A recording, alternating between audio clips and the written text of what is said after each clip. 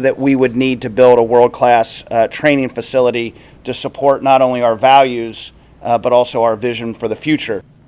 FC Cincinnati wants to build a $30 million training complex in Clermont County, but it will take a tax increase to really get this project rolling. Good evening. As Cincinnati's soccer success story gets ready to move from the minor league to the major league, the team says it needs a major league training complex. Clermont County Commissioners were asked today for a 1% increase in the lodging tax to partially finance the project.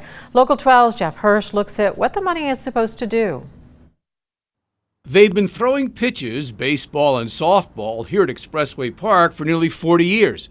But soon, this should become the home of soccer pitches, 3 soccer fields, and related buildings for FC Cincinnati's training facility. Over 2.5 years, we really have looked exhaustively throughout the region, and we feel that our opportunity here is the perfect answer to our future. Clermont County Commissioners were asked to raise the hotel and motel tax by 1% to help acquire the land and pay for infrastructure. FC Cincinnati will pay for the training complex.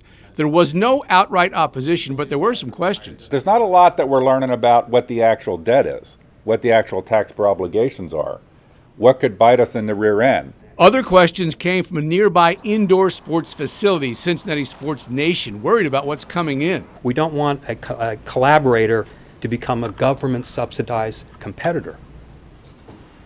That would not be fair. Sports Nation asked for conditions FCC would not put a bubble over their fields and not rent to the general public.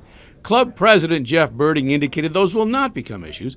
Birding also said the yet-to-be-determined public spending from the hotel tax will not be much. The scale of the 1% and what it's going to generate is rather small. The debt, therefore, will be rather small, particularly compared to what we're going to put in.